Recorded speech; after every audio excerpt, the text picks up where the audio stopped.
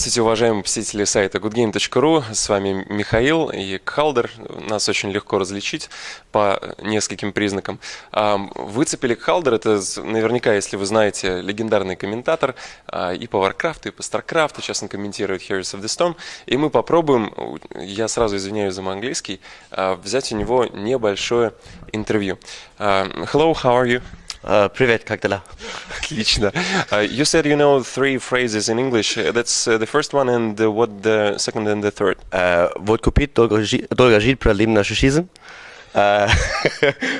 Then ты мне нравишься. And wait, I have one more.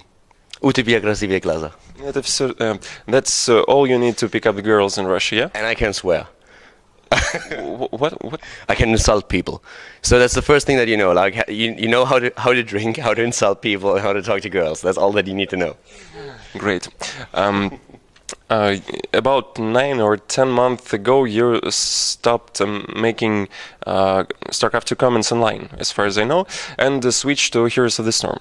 So the first question is about why did you choose this game exactly? It was basically like a coincidence with the time that when I moved back from Korea to Germany, and the idea was that once I'm in Germany that I focus more on my own channels. So that means Twitch and YouTube. With StarCraft you have like all the established channels already for content, and on Twitch is very much the same. So it just made sense to like switch over to a game that's new. And I played a lot of Heroes of the Storm. I got my alpha key in the first wave, and therefore I really liked the game as well. So I wanted just to build something up like from the ground, and the transition made sense. I did still do like a lot of offline tournaments with StarCraft 2, but for the online content to have like consistency there, I wanted to just like show one game, and decided to make Heroes that game and just like try to run with it from the beginning and build up the esports scene. And have you tried Hearthstone? I played Hearthstone. I got a beta invite at the beginning, and I really liked it at the start, but it lacks a bit of dynamic and action for me. I can play it on a casual level, and it's fun, and I can enjoy it. I can certainly see why people play it, but for me, esports scene is about a lot more, and I need something that's a bit more action-packed than Hearthstone. It's just like card games on a professional level is not really my thing. Heroes of the Storm, Blizzard tried to make it dynamic, as you said, but at the same time they tried to make it more easy for the new players. We also know that on the top level you have to be the best to get even in this seems like rather simple game. But what do you think about what qualities should the top team have to what differs top team from the beginners? I think it's all about like really coordination in the fights. That's the most important aspect. Of course, it's something that all of the MOBAs claim for themselves, that they say coordination is really important. But in Heroes, that is taking it to a completely different level. What you said is completely right. Blizzard tried to just like create a game that makes it easy for a new player to really pick it up. That doesn't, for me personally, mean that the game is easy, because you can focus on a single hero with Heroes because you don't have items, but you have those talent choices. And there's always that discussion: what's the better MOBA? Which one is more difficult? And the thing is that just because a game is more difficult to play doesn't mean that it's also like the better game. For example, in Dota you have like, I don't know how many 100 items right now, but if you think about it, how many of those do you really see in a competitive match? I mean, you pick up your Black King bar, your Monkey King, now your Black King bar mostly and stuff, so you have basically the same set of items every single time, with a few variations, of course. If you then compare that to the talent builds that you can use on really well-developed heroes in Heroes of the Storm, like for example Vala, you have so many builds and also adjustments to whatever your opponent is playing that you have even more diversities there. So I feel for a newer player, it's really more easy to like pick the game up, but then when you're playing at the top, you have to make a lot of decisions that are extremely difficult. A talent choice can ruin a game for you. If on a Kel'Thas, for example, you decide to go into backdraft on level 16 because you feel you can pull it off, and you go away from your arcane barrier, but the opponent is able to jump you every single fight, the game is lost and it's over. So mechanics are also playing a role, but maybe not the same role as in other games that are out there. But the coordination in those team fights, that's probably what's even more important in Heroes than it is in a game like League of Legends or Dota 2.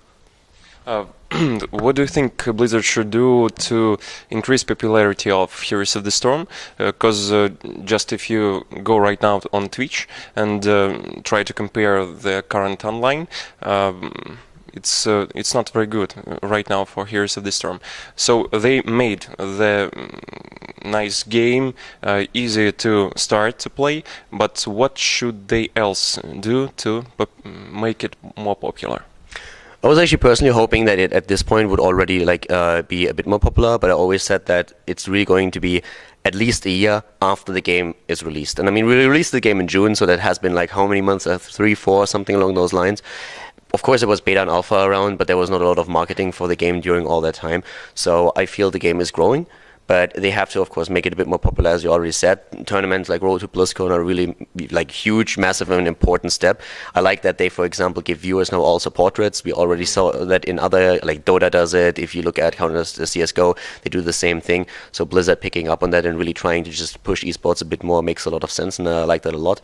I feel it's difficult for Heroes to really just get the numbers. It's not going to explode overnight simply because the market is saturated. You have so many different MOBAs out there. It's not only League of Legends and Dota 2, the big two, but there's also Smite out there, there's Hon and whatnot. So there's a lot of games that you have to compete with. But it is growing, and I feel like more players actually give it a chance.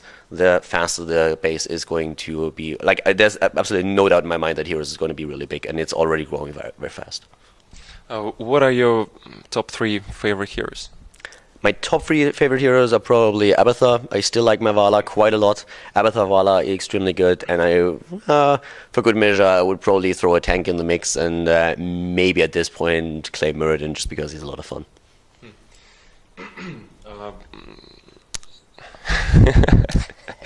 What do you think about new heroes and balance? What I really like is that they have a very fast rate in which they introduce new heroes to the game, because our hero pool was really smallish, which was, I think, also something that plays again into what we just talked about, that the viewer base was a little bit smaller because people said, hey, we see the same heroes too often. With them increasing the hero pool, I think that's awesome. We finally have also now new healers coming into play, a lot of support players, like for example now Karazim, and then also the medic that's going to be released.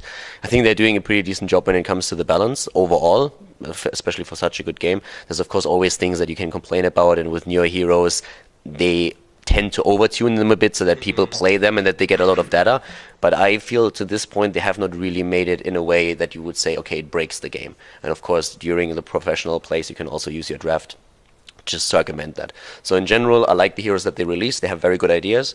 I'm looking forward to Atanas as well and the rest of the heroes that they're going to release. I think there was a thread on Reddit just the other day that they have an internal list of 200 heroes in total that they want to release over the next few years, or they could potentially release over the next few years, which is of course awesome that they have this many ideas already. So I kind of like the approach that they're running right now. You have already played Overwatch. Can you tell a couple of words of emotions? Personally, I'm not as hyped for Overwatch as other people are, but I think that's also because I played Overwatch very late. At the first events where it was played, I didn't really play the game, and when I got the chance then finally, I had of course also read all of the feedback, and everybody was treating it like the holy grail of esports, so when I played it, I was a little bit disappointed. But I played it again today. We had a developer match where I played with Palitime and a French team. They already have quite some experience, and they also could help me a little bit and just tell me things that I didn't know before. And once that you get into a game, of course, then you know more about the match itself, then it makes it a bit more fun. Apparently, I am a pretty decent Reinhardt and won one of our games, even though I have no idea how I did it. So it was pretty fun. I liked it. Not quite sure if it's going to be my thing for esports.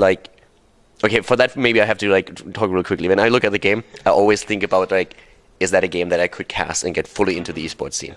And I think for me, Overwatch is probably going to stay something that I play on a casual basis with friends. It's fun, but I'm not quite sure if I would commit as much as to say, okay, I'm going to cast this game and switch games, for example.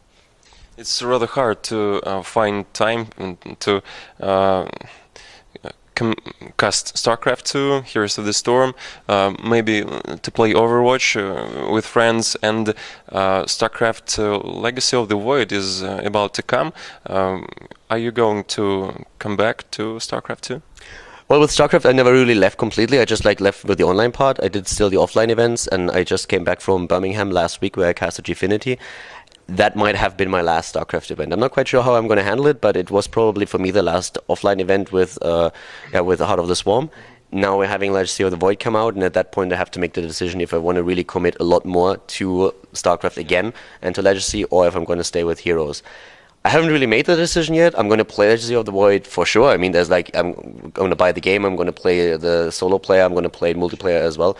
But at that point, I really have to make that decision and see. I didn't really make a final one on that yet, but I enjoy Heroes. I think I have a pretty good grasp on the game, and I'm on the analytical side better in Heroes than I ever was in Starcraft. So that personally appeals to me when it comes to the casting aspect. So I'll have to wait and see. But right now, I'm leaning towards Heroes. On Good Game, there are a lot of streamers, and can you give some advice as some experienced streamer to the new ones? What can you say to them? Well, for new streamers, I think one of the most important things is consistency.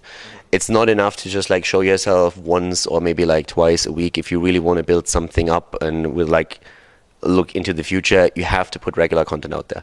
That means ideally you have some kind of content every single day, and if not, then at least on a regular basis so that you can bring that out. And one of the things that you have to have is just like a certain amount of confidence. Like you need to really just like show your viewers something and think about that aspect. Like that's probably the most important part.